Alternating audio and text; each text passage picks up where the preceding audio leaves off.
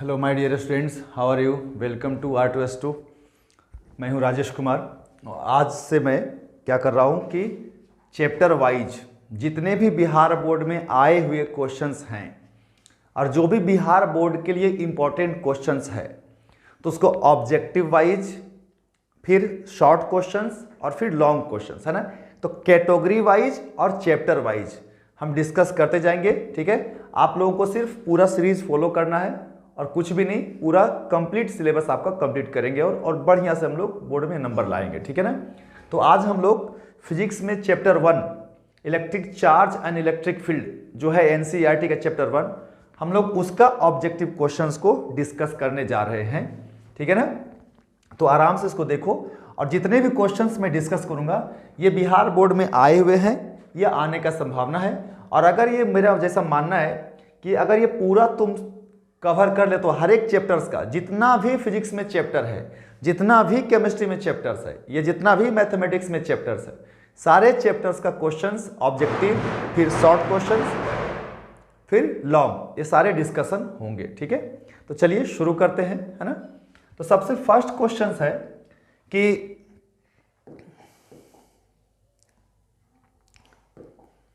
The value of absolute electrical permittivity, है ना, of free space. मतलब देखो इलेक्ट्रिकल परमिटिविटी का क्वेश्चन है ये। इलेक्ट्रिकल परमिटिविटी यानी एप्सिलॉन नोट की बात कर रहा है ना। तो एप्सिलॉन नोट की जो वैल्यू होती है ना वो होता है 8.85 इंटू 10⁻⁻12। सुनिए क्या ध्यान से, है ना। क्या होता है 8.85 इंटू 10⁻⁻12। ठीक है, उसके बाद क्या हो जाएगा यहाँ पे, तो यहाँ पे हो जाएगा coulomb square newton inverse metre के पावर -2 हो जाएगा। ठीक है ना, ये ध्यान रखना है इसका। यूनिट्स अगर बात करें, एक इसका और यूनिट्स होता है बच्चा, क्या 8.85 इंटू 10⁻⁻12 फराड पर मीटर, या इसे लिखते हैं फराड मीटर इनवर्स। ये दोनों आपका यूनिट्स होता है। मैंने दोनों क्वेश्चंस को यहाँ पे लिया है। ठीक है ना। तो देखो यह क्या है, यहाँ पे न्यूटन इनवर्स, मीटर इनवर्स और कूलम का स्क्वायर है। ठीक है ना। तो देखो coulomb square, newton inverse, metre inverse और 8.85 10⁻12, इसका आंसर जो है ना ए वाला जो है हमें यहाँ पे मैच कर रहा है। ठीक है ना। अगर इसको हम डिटेल्स में जाएं, थोड़ा सा डिटेल्स, क्योंकि देखो हम क्वेश्चन भी डिस्कस करेंगे और साथ साथ तुमको उसका डिटेलिंग भी करेंगे। ठीक है ना। तो जो फोर्स होता है ना आपका कूलम्स फोर्स, तो ये कूलम्स कांस्टेंट होता है के, और ये जो वैल्यू होता है ना 1/4 पाई एप्सिलॉन नोट होता है। तो जस्ट के और एप्सिलॉन नोट को देखो तो इसका जस्ट उल्टा होता है। तो अगर तुमसे के का वैल्यू पूछेगा तो इसका उल्टा कर देना। और इसका वैल्यू कितना आएगा 9 इंटू 10⁹ आता है। और इसका यूनिट क्या होता है के का, तो इसका होता है न्यूटन मीटर स्क्वायर कूलम का स्क्वायर। तो इसका उल्टा कर दोगे तो कूलम ऊपर चल जाएगा और न्यूटन और मीटर नीचे आ जाएगा, इसलिए माइनस में लिखा गया है। समझ में आया बात को। तो ये होता है। अच्छा, दूसरा क्वेश्चन क्या है बच्चा कि कोलंबियन फोर्स क्या होता है। तो देखो ये कोलंबियन फोर्स क्या है, दो स्टेशनरी पॉइंट चार्ज के बीच लगने वाला फोर्स है। मतलब अगर दो मेरा स्टेशनरी चार्ज हो, एक यहाँ पे Q1 हो और यहाँ Q2 हो, दोनों चार्ज रेस्ट में हो, स्टेशनरी हो और पॉइंट चार्ज हो, और अगर इसके बीच का दूरी r हो, तो इन दोनों के बीच में कितना फोर्स लग रहा है, यानी कि Q1 Q2 पे कितना फोर्स लगा रहा है या Q2 Q1 पे कितना फोर्स लगा रहा है, इसी का जो है कैलकुलेशंस है। और ये हमारा इलेक्ट्रिक फोर्स के कैटेगरी में आता है और सेंट्रल फोर्स के भी कैटेगरी आता है, इसलिए इसका option both A and B हो जाएगा। तो हमारा सही आंसर होगा। ठीक है, क्योंकि दोनों सही है तो यहाँ पे दोनों इसमें नाम है, तो हमारा सी वाला ऑप्शन सही है इसका। ठीक है, तो ये दोनों आप सही है, तो इसे मतलब ये ऑप्शन सही नहीं है, ऑप्शन में चूंकि लिखा हुआ ए एंड बी, तो इसलिए यही ऑप्शन सही माना जाएगा। ठीक है, चलिए हम लोग आगे बढ़ते हैं।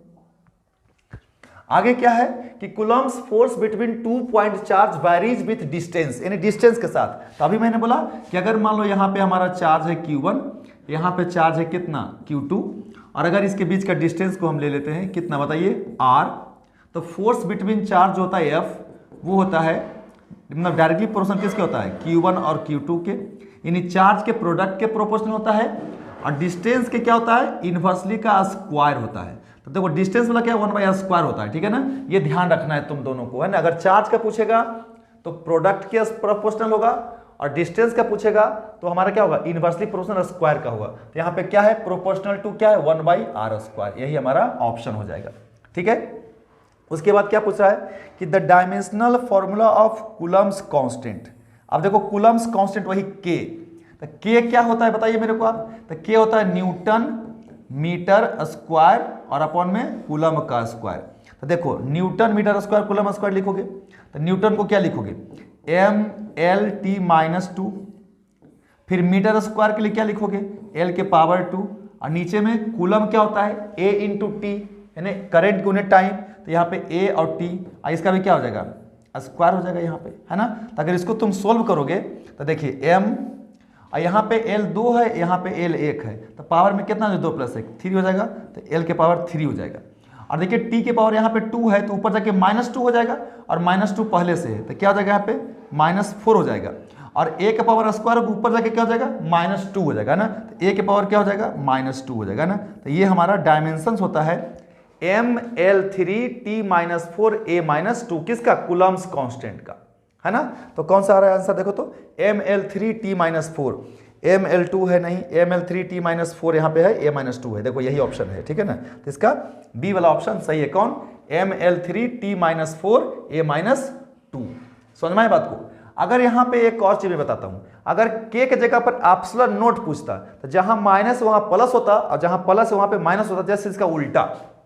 देखो तो हमने लिया है क्या, dimensional formula of electrical permittivity, यानी एप्सिलॉन नोट, ये क्या होता है 1/k हो जाएगा। तो क्या हो जाएगा यहाँ पे m, इसे जस्ट इसका उल्टा कर दोगे बच्चा, जस्ट इसका उल्टा कर दोगे तो यह हो जाएगा हमारा कितना भाई, तो 1/k, तो 1/mL3T-4A-2, है ना, ऐसा हो जाएगा।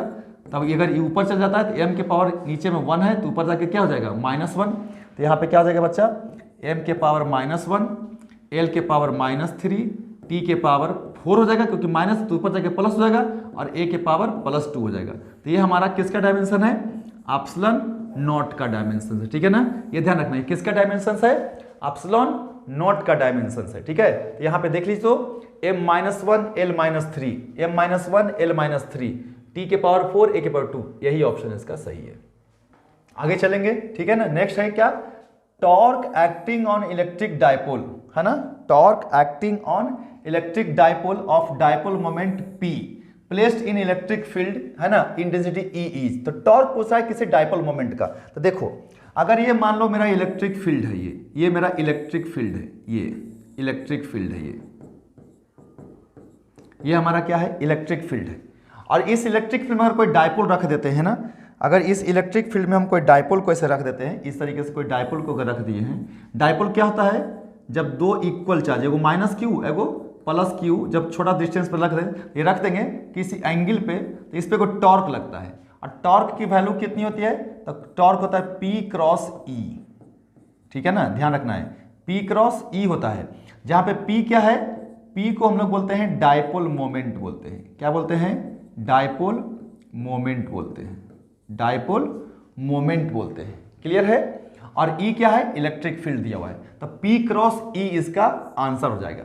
अब यहां से इसको और सिंप्लीफाई करोगे ना, तो इसको ऐसे भी लिख सकते हो, P×E इंटू में साइन थीटा, क्यों, क्योंकि थीटा है ना, A×B क्या होता है, AB साइन थीटा, तो P×E क्या हो जाएगा, PE साइन थीटा।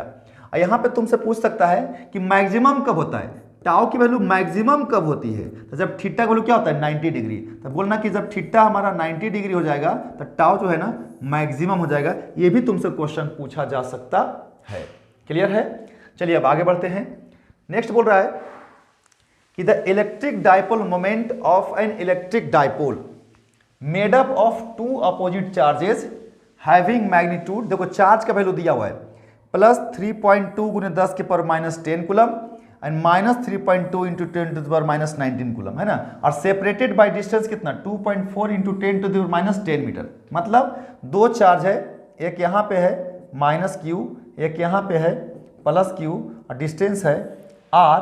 अब तुमसे पूछ रहा है डायपोल मोमेंट, तो डायपोल मोमेंट का फॉर्मूला क्या होता है, q × r।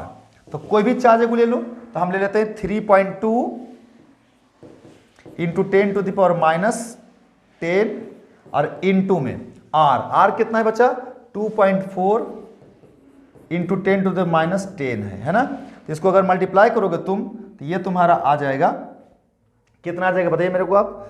तो ये आ जाएगा तुम्हारा 32 और 24, अगर मल्टीप्लाई करते हैं तो आपका 32 और 24 है ना, ये हो जाएगा 48 और ये कितना आ जाएगा 48 24 से 72 72। तो 8 और ये 6 और 7 है ना, तो इसके 7.68, ये 7.68 इंटू 10⁻20। यूनिट क्या हो जाएगा इसका, तो देखो चार्ज का यूनिट क्या होता है कूलम, तो कूलम हो जाएगा, और डिस्टेंस का यूनिट क्या होता है मीटर, तो मीटर हो जाएगा। अब ये सीएम नहीं है, प्लीज ध्यान रखना है, ये सेंटीमीटर नहीं है, ये कूलम मीटर है, ठीक है। तो 7.68 इंटू 10⁻20, ठीक है। कहीं है बताइए, कहीं नहीं है, तो कुछ तो गड़बड़ होगा यहाँ पे है ना, कहीं पे भी 7.6 इंटू 10 तो यही हमारा है, एक यहाँ पे 20 होना चाहिए, कोई भी ऑप्शन में, एक ऑप्शन में जो है क्या रहेगा 20 रहेगा, ठीक है ना। अच्छा सॉरी यहीं पे गड़बड़ है, -19 है जी, -19 है, तो यहाँ पे -19 कर दीजिए। एक देखो -10 लिखा गया था कि -19, तो -19 होगा, तो -19 प्लस -29, तो 7.68 इंटू 10⁻29 है ना। तो कौन सा है, यही वाला तो ऑप्शन था जो हम मिटाए ना, वही वाला ऑप्शन था। देखो इसको देखो है ना -29, तो 7.68 इंटू 10⁻29 हो जाएगा, ठीक है ना। यहाँ पे थोड़ा सा गड़बड़ था, यहाँ पे -19 हो जाएगा, यहाँ पे -19 है, तो चार्ज की जगह पर -19 होगा, ठीक है, कोई दिक्कत नहीं। नेक्स्ट चलते हैं, बहुत इजी क्वेश्चन आता है, बिहार बोर्ड में बहुत भयंकर क्वेश्चन आता ही नहीं है। आगे क्या बोल रहा है कि the intensity of electric field at any point on the surface of charge conductor. अब ध्यान रखना है कि सरफेस जो होता है ना, सरफेस ऑफ कंडक्टर, वो हमारा इक्विपोटेंशियल होता है। क्या होता है, इक्विपोटेंशियल होता है, और हमेशा इलेक्ट्रिक फील्ड जो होता है वो परपेंडिकुलर होता है इक्विपोटेंशियल के, इक्विपोटेंशियल सरफेस के, इक्विपोटेंशियल सरफेस के। तो किसी भी चार्ज अगर कंडक्टर है ना, तो उस पर जब इलेक्ट्रिक फील्ड हम बनाएंगे तो हमेशा सरफेस के परपेंडिकुलर होगा, ठीक है ना। तो हमेशा परपेंडिकुलर टू सरफेस होता है, ये बात ध्यान रखना है। इलेक्ट्रिक फील्ड हमेशा परपेंडिकुलर टू इक्विपोटेंशियल सरफेस होता है, और किसी भी कंडक्टर का, चार्ज कंडक्टर का सरफेस इक्विपोटेंशियल ही होता है, ये बात को ध्यान रखना है, ठीक है। क्योंकि हम लोग स्टैटिक इलेक्ट्रिसिटी की बात कर रहे हैं, रेस्ट में सब चार्ज की बात करते हैं। आगे क्या है, परमिटिविटी ऑफ फ्री स्पेस, अभी भी बताया था क्या, 8.85 × 10⁻12 फराडे पर मीटर। देखो आ गया फराड पर मीटर, यहाँ पे यूनिट है, वहाँ पे दूसरा यूनिट था, तो दोनों यूनिट आपको याद रखना है, ये बात आपको पकड़ के एकदम ध्यान से याद रखोगे, ठीक है। बहुत अच्छा क्वेश्चंस बिहार बोर्ड का लिया हुआ है, जो कि एकदम आया हुआ है या आएगा, और ये गारंटी है कि अगर पूरा बढ़िया से आप कवर कर लिए तो पक्का एक भी क्वेश्चंस नहीं छूटेगा, ये गारंटी है। चलिए आगे बढ़ते हैं। डायमेंशंस ऑफ चार्ज पूछ रहा है, इजी है। चार्ज का फॉर्मूला होता है करंट इनटू टाइम, तो करंट का ए और टाइम का टी, तो भाई 80 हो गया इसका डायमेंशंस, तो ये हमारा पहला इसका ऑप्शन हो जाता है 80, कोई दिक्कत ही इसमें नहीं है। बोल रहा है क्या कि number of electrons in 1 coulomb, एक कूलम में कितना इलेक्ट्रॉन्स होगा। तो देखो ये क्वांटाइजेशन ऑफ चार्ज की बात है, चार्ज कितना है 1 कूलम, अब क्या पूछा नंबर ऑफ इलेक्ट्रॉन्स, तो क्यू का फॉर्मूला क्या होता है n इंटू ई होता है, और यहाँ पे क्या है 1 कूलम है, यहाँ पे n है, और इलेक्ट्रॉन का चार्ज क्या होता है 1.6 इंटू 10⁻19 होता है। तो अगर हमें n की वैल्यू निकालना चाहूँ तो n की वैल्यू निकाल दूंगा 1/1.6 इंटू 10⁻19 है ना, ये वैल्यू आ जाएगा। तो ये आता है 6 ऊपर चला जाएगा, ऊपर प्लस हो जाएगा 19, तो ये आ जाएगा तुम्हारा 19, और इधर अगर घटा दोगे तो कितना आ जाएगा 10 डिवाइडेड बाई 1.6 इंटू 10⁻18 आ जाएगा, है ना। और यहाँ से जब काटोगे तो ये आएगा तुम्हारा 6.25 इंटू 10⁻18 इलेक्ट्रॉन्स, तो यही हमारा आंसर आ जाएगा 6.25 इंटू 10⁻18 इलेक्ट्रॉन्स। ये मैंने, अच्छा जितना भी क्वेश्चन मैं करवा रहा हूँ ना, ये मैं जो थ्योरी पढ़ाया था ना, इसमें सब में मैंने बढ़िया से एक्सप्लेन किया हुआ है ना, तो आप लोग थ्योरी को अगर फॉलो करोगे तो ये सब क्वेश्चन तो ऐसा ही बन जाएगा। यहां फिर से देखो the value of 1/4 pi epsilon not तुमसे पूछ रहा है, सीधे सीधे 9 इंटू 10⁹ न्यूटन मीटर स्क्वायर है ना, यहाँ पे पर कूलम स्क्वायर होगा, पर कूलम स्क्वायर होगा, ठीक है ना, ये ध्यान रखना है, न्यूटन मीटर स्क्वायर पर कूलम स्क्वायर। यूनिट याद रखना बच्चा लोग, यूनिट्स और डायमेंशन हमेशा गलत कर देता है लोग, है ना। तो न्यूटन मीटर स्क्वायर पर कूलम स्क्वायर है, क्योंकि कूलम स्क्वायर नीचे होता है, ठीक है ना, किस में, के में, है ना। चलिए अब आगे बढ़ते हैं, आगे बढ़ते हैं, आगे बढ़ते हैं, कोई दिक्कत नहीं है ना। अब क्या पूछ रहा है कि the force between two charge particles situated at distance is F. दो चार्ज पार्टिकल्स है ना, दो चार्ज पार्टिकल्स है, मान लेते हैं Q1 है और Q2 है। अब कुछ दूरी पे रखा हुआ है, मान लेते हैं R दूरी पे रखा हुआ है, तो इसके बीच फोर्स की वैल्यू कितनी है, F है। फोर्स कितना है बच्चा, तो F है। अब क्या बोल रहा है, if distance between the two is made half, अगर डिस्टेंस को तुमने घटा दिया तो अगर R डैश यानी कि नयका डिस्टेंस जो है ना R/2 हो गया है, यानी आधा हो गया है। कहने का मतलब कि यहाँ पे Q1 है और यहाँ पे Q2 है और ये डिस्टेंस क्या हो गया है, R/2। तो देखो मैं बताया था ना कि F क्या होता है, इन्वर्सली प्रोपोर्शनल किसके होता है, R स्क्वायर के। क्यों, क्योंकि यहाँ पे डिस्टेंस चेंज हो रहा है, तो अगर डिस्टेंस का स्क्वायर है तो देखो डिस्टेंस अगर आधा हो जाएगा तो उसका स्क्वायर क्या हो जाएगा, 1/4, तो इधर जाके मल्टीप्लाई हो जाएगा। देखिए यहाँ पे तो आप बोल सकते हो कि F1/F2 जो होगा सर, ये उल्टा लिखेंगे तो R2/R1 का स्क्वायर हो जाएगा, है ना। तो यहाँ पे F1 को क्या लोगे, F लोगे, तो F1 को हम F ले रहे हैं, F2 हमें निकालना है क्योंकि बाद का फोर्स हमें निकालना है। शुरू का डिस्टेंस R था, R2 बाद का डिस्टेंस कितना है, R/2, तो यहाँ पे R/2 और नीचे में कितना R, इसका क्या कर दोगे, स्क्वायर, है ना। तो ये R से R कैंसिल हो गया और नीचे T2 है तो 1/2 क्या हो जाएगा, ये 1/4 हो जाएगा। तो देखो F2 उधर चला गया, F4 इधर जाएगा, तो F2 की जगह पर कितना आ जाएगा, नया वाला फोर्स कितना आ जाएगा, 4F आ जाएगा, है ना। वैसे भी अगर डिस्टेंस आधा होगा तो फोर्स डबल होगा, ठीक है, तो सॉरी 4 गुना होगा, क्योंकि उसका स्क्वायर चेंज होगा, ठीक है ना। तो आपका 4F हो जाएगा आंसर इसका। इजी क्वेश्चन था ये। अच्छा आगे बोल रहा है क्या कि unit of electric field intensity, units of electric field intensity. तो इलेक्ट्रिक फील्ड इंटेंसिटी की बात, ई की बात कर रहा है, तो इसका फॉर्मूला होता है क्या चीज है, फोर्स पर यूनिट चार्ज होता है। तो इसका एक यूनिट होता है कितना, न्यूटन पर कूलम, याद रखना ये कूलम, कूलम, कूलम, मीटर नहीं, क्या होता है, न्यूटन पर कूलम। एक इसका और यूनिट होता है, मैं बताता हूं, वोल्ट पर मीटर भी होता है ना। आगे पढ़ोगे relation between electric field and potential, तो वहां पे इलेक्ट्रिक फील्ड का फॉर्मूला होता है -dV/dr। तो यहाँ पे वोल्टेज हो गया, यहाँ मीटर हो गया, तो वोल्ट पर मीटर भी इसका यूनिट होता है, ये ध्यान रखना है। तो यहाँ पे सीधे सीधे न्यूटन पर कूलम है, तो न्यूटन पर कूलम NC इनवर्स, ये ध्यान रखना है। न्यूटन पर कूलम का मतलब NC इनवर्स, क्योंकि C ऊपर जाके माइनस हो जाएगा, तो ये हो जाएगा, या वोल्ट पर मीटर यानी कि कितना, वोल्ट मीटर इनवर्स, ये भी यूनिट हो सकता है, और NC इनवर्स ये भी यूनिट हो सकता है, ठीक है। तो दोनों यूनिट आपको याद रखना है बच्चा, है ना, किसका, इलेक्ट्रिक फील्ड का, क्योंकि दोनों में से कोई भी आ सकता है, ठीक है। आगे बढ़ते हैं, आगे क्या है, if force acting on a test charge Q0, देखो ये थ्योरी से डायरेक्ट मिलता है ना, is rest in an electric field. अगर मान ले कोई इलेक्ट्रिक फील्ड है, ये इलेक्ट्रिक फील्ड है, इस पे अगर कोई टेस्ट चार्ज रख देंगे हम जो कि रेस्ट में है, यहाँ पे कोई टेस्ट चार्ज रख दिया Q0, तो इस पे इधर तरफ फोर्स लग जाएगा F, और F की वैल्यू कितनी होती है, तो टेस्ट चार्ज Q0 इंटू में इलेक्ट्रिक फील्ड E, यही तो होता है फोर्स, यही फॉर्मूला है। तो F की वैल्यू हो जाएगा, है ना। तो अगर मुझे पूछा है कि इलेक्ट्रिक फील्ड कितना होगा, तो इलेक्ट्रिक फील्ड कितना आ जाएगा बताओ, तो फोर्स को भागा देते हैं टेस्ट चार्ज से, क्योंकि अगर इलेक्ट्रिक फील्ड निकालना तो उससे भागा दोगे, तो F/Q0 हो जाएगा ना। तो यहाँ पे हमारा F/Q0 आ जाएगा आंसर, है ना। तो अगर फोर्स पूछता तो Q0 इंटू E लिखते, और हमको इलेक्ट्रिक फील्ड पूछ रहा है तो इलेक्ट्रिक फील्ड कितना होगा, F/Q0 होगा, है ना, सिंपल सा बात है। नेक्स्ट हम लोग चलते हैं आगे कि dimensional formula of electric field intensity. अब देखिए इसका डायमेंशनल फॉर्मूला निकालना है, तो देखिए इलेक्ट्रिक फील्ड का फॉर्मूला क्या होता है, फोर्स अपॉन में चार्ज। तो फोर्स का डायमेंशन क्या होता है, M/L और T-2, और चार्ज का क्या होता है, A/T।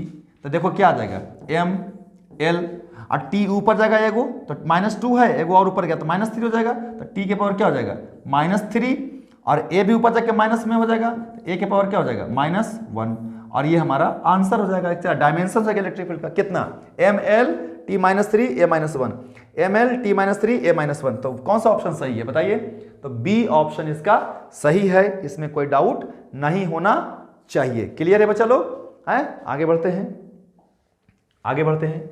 क्या बोल रहा है कि 1 स्टैट कूलम। अब देख यार ये ध्यान रखना है स्टैट कूलम मतलब ESU। अब देखो ये थ्योरी से डायरेक्ट मिलता है ना, ये आराम से ध्यान रखना है, ठीक है।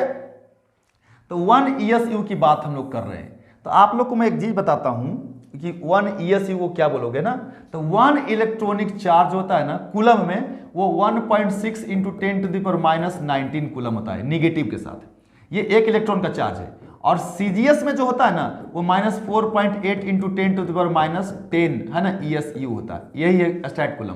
तो देखो ये भी 1 इलेक्ट्रॉन का चार्ज है और ये भी 1 इलेक्ट्रॉन का चार्ज है ना, तो ये दोनों भी आपको याद रखना है ना, कि 1 इलेक्ट्रॉन का चार्ज SI यूनिट में 1.6 इंटू 10⁻19 कूलम होगा और 1 इलेक्ट्रॉन का चार्ज CGS में -4.8 गुने 10⁻10 ESU होगा, ठीक है ना।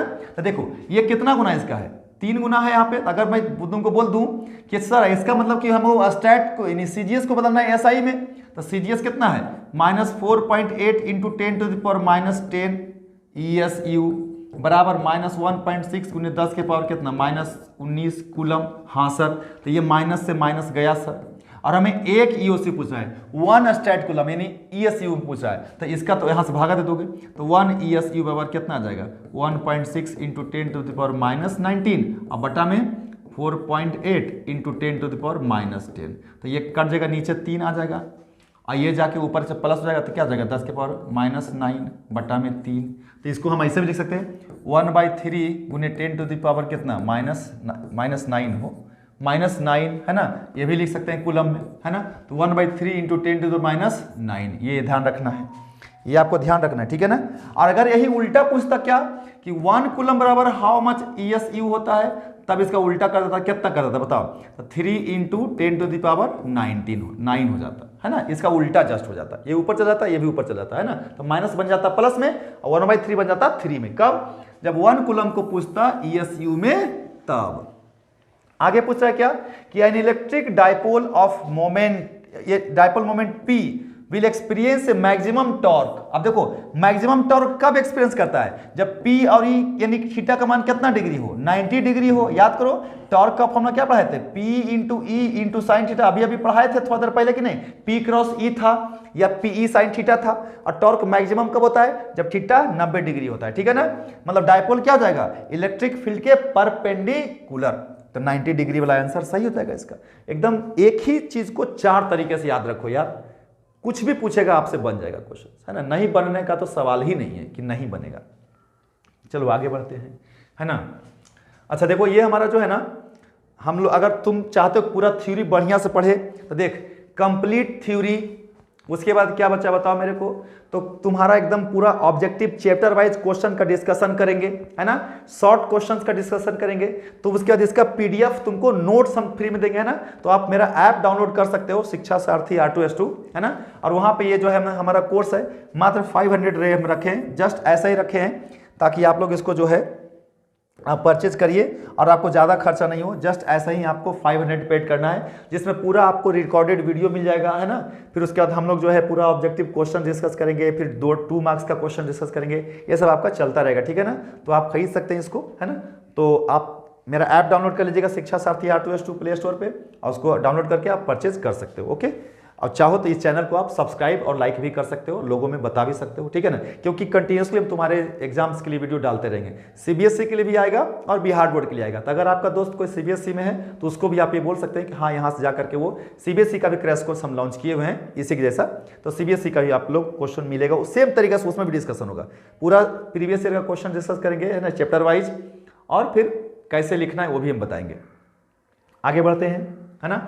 तो नेक्स्ट क्या है, SI unit of electric flux. अब देख इलेक्ट्रिक फ्लक्स की बात करते हैं ना, इलेक्ट्रिक फ्लक्स हमें निकालना है। तो इलेक्ट्रिक फ्लक्स का फाई होता है ना E और डॉट A होता है ना। तो E क्या है, इलेक्ट्रिक फील्ड है, तो न्यूटन पर कूलम, ये क्या हो जाएगा मीटर स्क्वायर। तो क्या हो जाएगा बताओ मेरे को, न्यूटन पर कूलम मीटर स्क्वायर, है ना। ये भी एक यूनिट हो सकता है। और दूसरा यूनिट क्या होता है इलेक्ट्रिक फील्ड का, तो वोल्ट पर मीटर होता है। अब उन्हें में मीटर स्क्वायर कर दे तो 1 मीटर से काट दे, क्या लिख सकते हो वोल्ट इंटू मीटर। तो ये भी लिख सकते हो तुम इलेक्ट्रिक फ्लक्स का यूनिट, और न्यूटन मीटर स्क्वायर पर कूलम भी लिख सकते हो, है ना। तो यहाँ पे क्या है देखो, न्यूटन मीटर स्क्वायर पर कूलम, कूलम के पावर -1 है ना, तो ये भी इसका यूनिट जाएगा। अच्छा ये मैग्नेटिक फ्लक्स रहता ना तो वेबर होता है, वेबर यहाँ पे नहीं होता है। बहुत सारा बच्चा गलती करता है कि फ्लक्स देखता है बस वेबर याद आ जाता है उसको, नहीं, इलेक्ट्रिक फ्लक्स का वेबर नहीं होता है, मैग्नेटिक फ्लक्स का वेबर होता है, ठीक है ना, ये बात को ध्यान रखना है। ये दोनों यूनिट इसके लिए सही है, क्या, न्यूटन मीटर स्क्वायर पर कूलम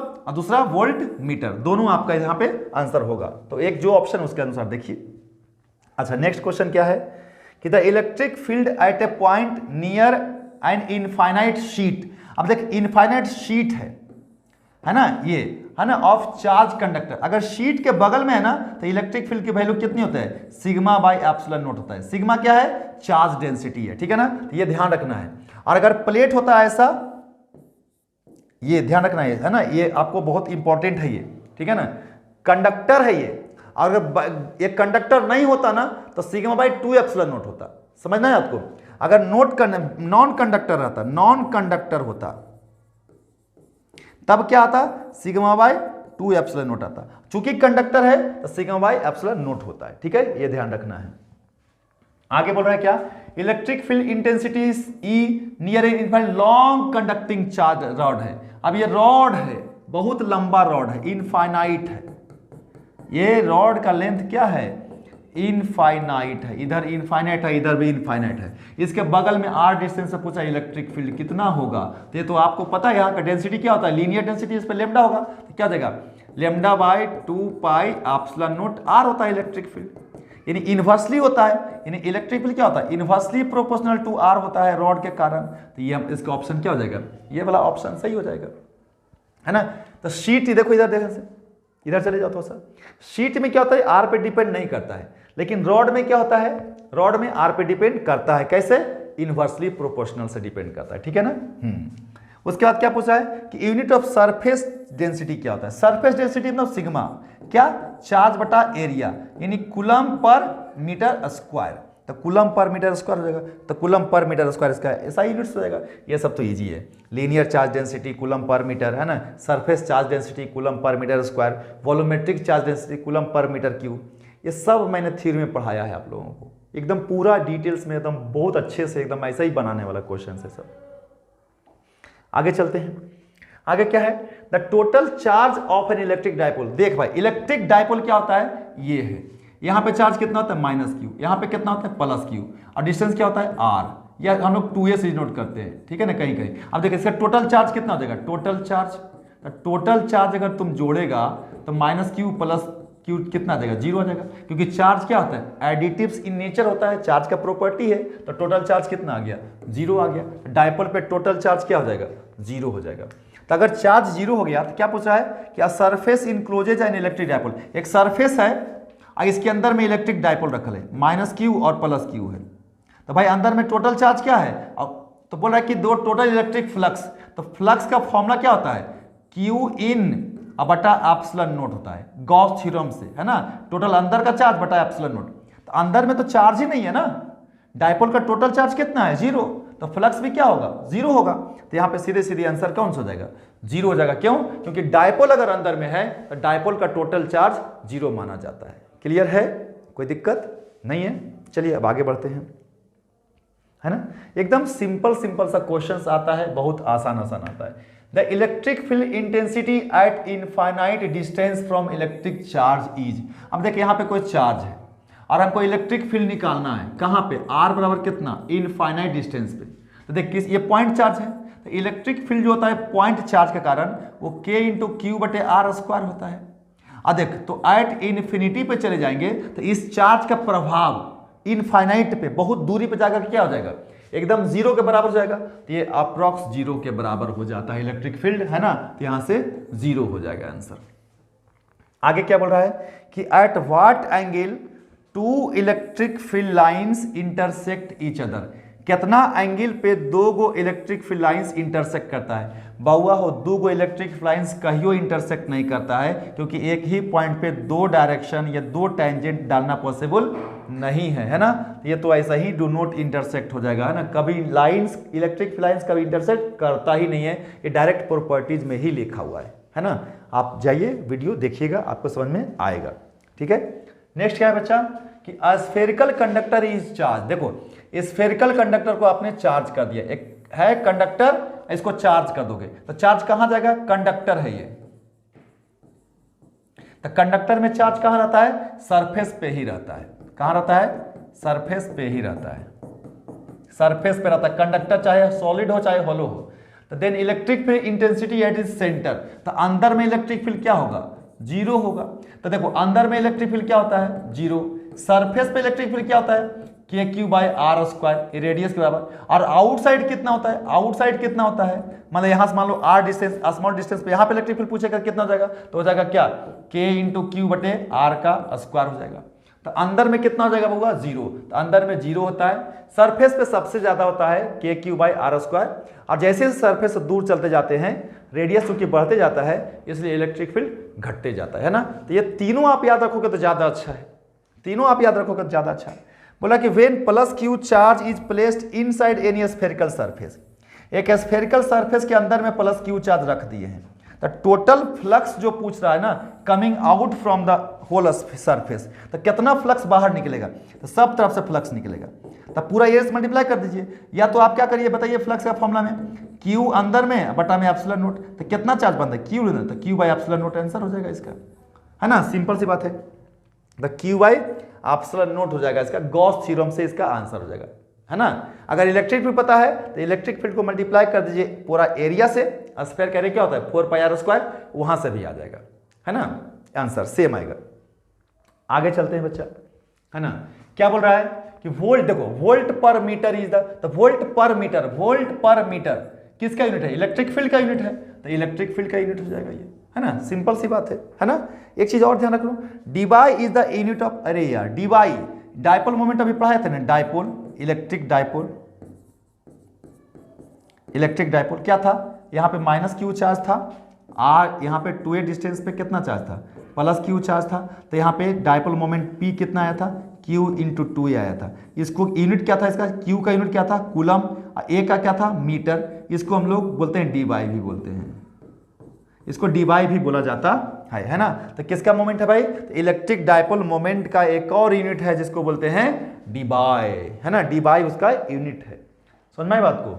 आगे क्या बोल रहा है कि 3 paths are shown in uniform electric field. देखो 3 को पाथ, अच्छा यहाँ पे ये 1 है, ये 2 है, ये 3 है। अब प्लेट है, ये क्या है? प्लेट है। कैसा प्लेट है? पॉजिटिव। ये कैसा प्लेट है? नेगेटिव। अब देख डायरेक्ट थ्योरी से क्वेश्चन है कि नहीं है, तो इलेक्ट्रिक फील्ड किधर से किधर होगा? प्लस से माइनस के, तो इधर की तरफ इलेक्ट्रिक फील्ड होगा। तो देखो ये पहला लाइन किधर गया है? प्लस की तरफ गया है, तो कैसा चार्ज होगा? ये नेगेटिव चार्ज होगा, तभी तो प्लस की तरफ गया है। अब ये तीसरा लाइन देखो तो किधर गया है? माइनस चार्ज के कारण ये देखो नेगेटिव चार्ज है, तो माइनस की तरफ गया तो ये कैसा चार्ज होगा? अगर ये पॉजिटिव होगा तभी तो नेगेटिव की तरफ जाएगा ना, समझ में आया। और दूसरा नंबर पे देखो तो कहीं नहीं गया, ना ऊपर गया ना नीचे गया, तो ये क्या है? यहाँ पे ये न्यूट्रल है। दूसरा का क्या है? न्यूट्रल है। तो पहला का नेगेटिव है, दूसरा का न्यूट्रल है, और तीसरा का लाइन क्या है? पॉजिटिव है। तो देखो तो path of 1 is followed by positive charge, पहला का नहीं, नेगेटिव चार्ज के कारण फॉलो होगा, तो गलत हो गया। The path 2 is followed by negative charge, 2 तो न्यूट्रल है, तो ये भी गलत हो गया बच्चा। थर्ड क्या है? The path third is followed by neutral particle, गलत। तीसरा नंबर कौन सा? पॉजिटिव के कारण है, गलत। The path third is followed by A positive charge, एकदम सही है। थर्ड वाला पॉजिटिव चार्ज के कारण है, तभी तो नेगेटिव प्लेट की तरफ गया है। पॉजिटिव चार्ज नेगेटिव प्लेट की तरफ जाएगा, नेगेटिव चार्ज पॉजिटिव प्लेट की तरफ जाएगा, ठीक है। तो यही हमारा सही आंसर है। तो डी नंबर क्या हो गया उसका? सही ऑप्शन हो गया, ठीक है। तो ये मैंने लगभग जितने भी बिहार बोर्ड के लिए इंपॉर्टेंट क्वेश्चन था objective electric charge and electric field का, है ना, वो मैं डिस्कस कर दिया हूं, ठीक है। आप इसको बढ़िया से प्रैक्टिस कर लेना, इसका मैं पीडीएफ भी आपको भेज दूंगा, ठीक है। अब इसके बाद में क्या बताऊंगा, शॉर्ट क्वेश्चंस आएगा, इस पे 2 नंबर का क्वेश्चंस आएगा जो आता है ना, और फिर ऐसे ऑब्जेक्टिव हर एक चैप्टर वाइज चैप्टर आता रहेगा। Okay, thank you very much.